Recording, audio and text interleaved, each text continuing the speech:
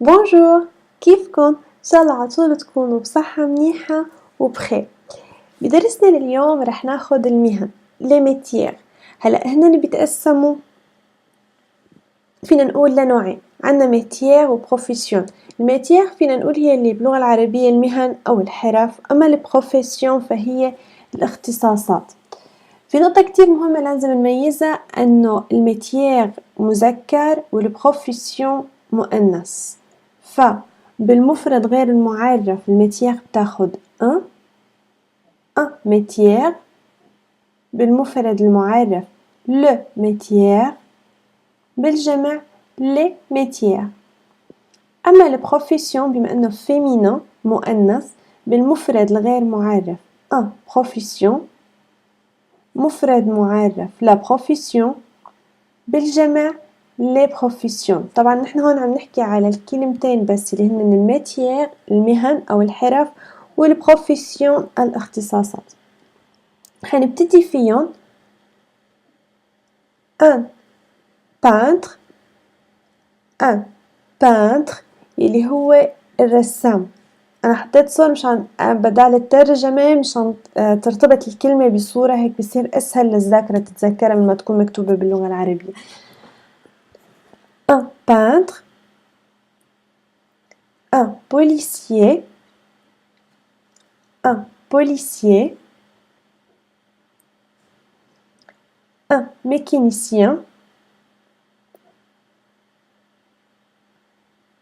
un mécanicien اللي هو فينا نقول الميكانيكي بالعربي mécanicien.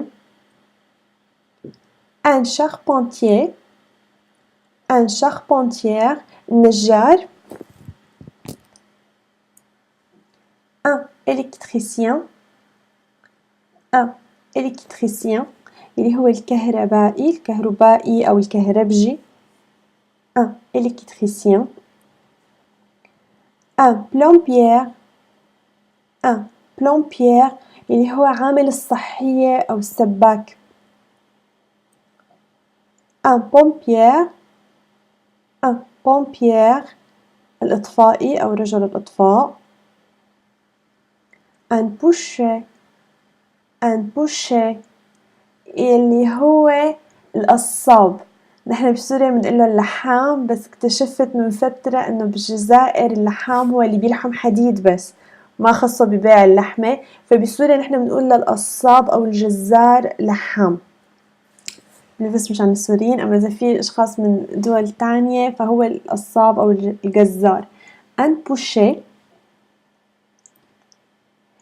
هلا هدول الاختصاصات بتعتبر اختصاصات ذكورية، فما كتير إلها مؤنثة بنستخدم لها اون بس بالتأنيث. أما الاختصاصات اللي فيها مذكر ومؤنث بس عم يستخدموا نفس الكلمة، بس مثل ما ملاحظين عم يغير بس أداة غير معرف. وأنا استخدمت أدوات غير معرف ان وأون، ونفس الشيء استخدمنا له أو لا حسب المذكر والمؤنث.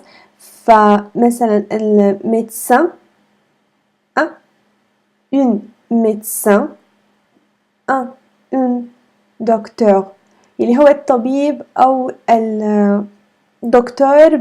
ما في فرق بين المذكر والمؤنث، بيختلف بس بالأداة اللي بنستخدمها قبل، سواء معرف أو غير معرف، إذا كان مؤنث أو مذكر. médecin médecin docteur docteur.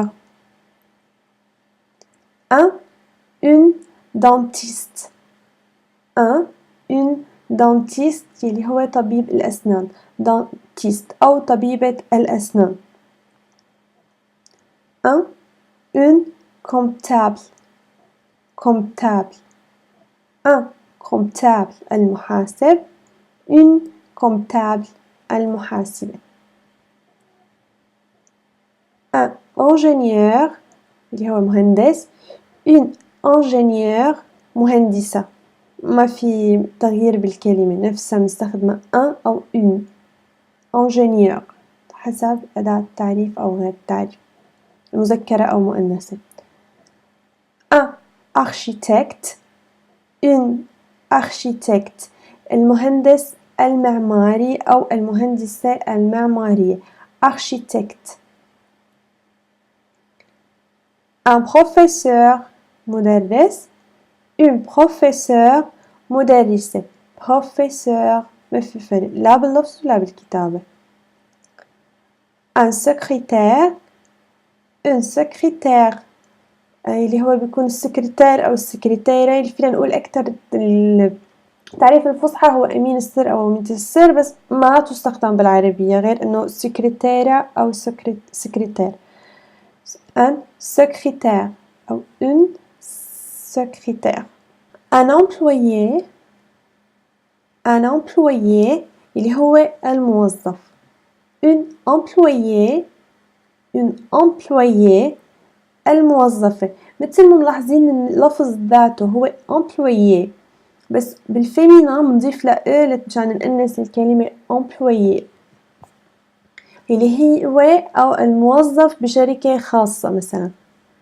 أما الموظف بشركة عامة أو بمؤسسة عامة يعني إدارة مؤسسة إدارية مثلا مثل البلدية أو مصلحة الضرائب فبنقول عنه fonctionnaire. un fonctionnaire une fonctionnaire للمؤنث والمذكر نفس الشيء.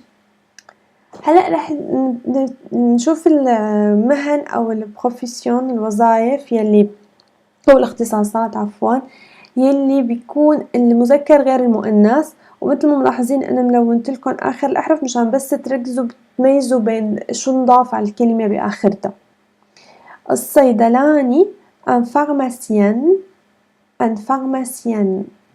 الصيدلانية une pharmacienne بنشد ان pharmacien pharmacienne. un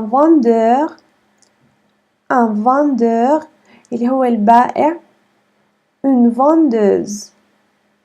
vendeuse البائعة. un serveur اللي هو فينا نقول الشخص اللي بيشتغل بالمطعم النادل أو مثل ما نقول الجارسون اللي هي une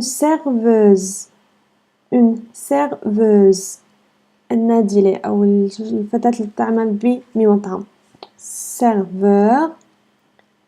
serveuse اللي آخرتن تصير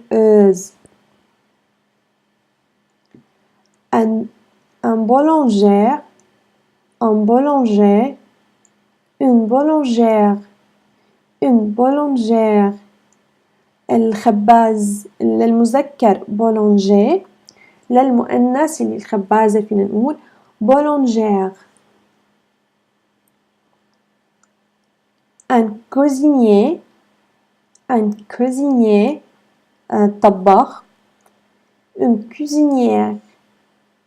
cuisinière مثل ما لاحظتوا بنضيف وبنحط الأكسان على هي الأ وبنصير نلفظ حرف الر الغ. أما هون ما لفظنا un cuisinière. un infirmier ممرض une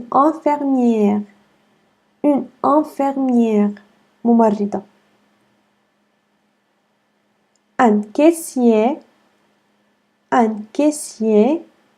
اللي هو الكاشير اللي بيشتغل على المحاسبة بالمحل على الكيس une caissière.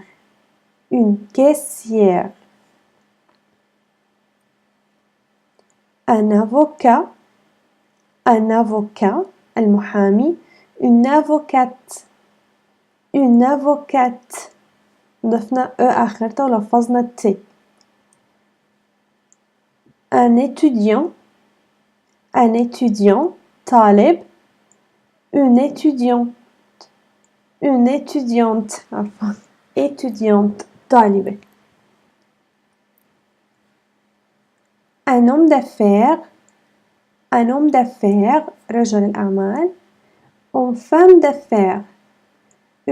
d'affaires اللي هي فينا نقول سيدة الأعمال. وهيك بيكون خلص درسنا لليوم عن المهن. بتمنى تكونوا استفدتوا منهم وميزتوا بين المذكر والمؤنث فيهم وقت نحكي عن المهنة حسب الشخص طبعا، وميزنا بين الميتير اللي هي المهنة أو الحرفة والبروفيسيون اللي هي الاختصاص. بتمنى تدرسون كتير منيح، حتلاقون مثل العادة بجدول خاص فيهم على موقع سيلينجو، هيك فيكم تضيفون لجداولكم وتتدربوا عليهم وتحفظون سماعي وكتابي. رح احط لكم الرابط بصندوق الوصف مشان يسهل عليكم عملية اضافتهم لجداولكم. وشكرا للمتابعة. إذا عجبكم الفيديو بتمنى تحطوا لايك، تعملوا سبسكرايب للقناة وتفعلوا زر الجرس وانتظروني بفيديوهات قادمة. إلى اللقاء.